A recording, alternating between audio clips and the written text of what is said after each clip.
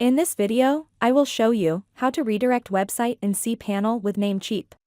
Once you log into Namecheap account, you need to click Hosting List on the left side of the screen. Next, click this cPanel button to enter the cPanel settings page. In cPanel settings page, click Redirects under Domains section. In the Redirects page, in the first field, select the redirect type. If you are redirecting the website domain for a longer time, select the permanent type.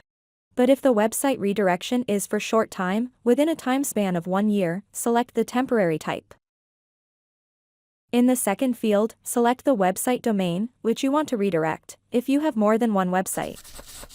In the third field, you can add a page, if you want to redirect a particular page, in the website domain. And in the last field, you need to add the destination website or domain, to which the redirection is done. And here, select redirection prefix, with or without the www. Finally, click the Add button. And done adding website redirection in Namecheap. You can confirm the redirection of the website in the browser.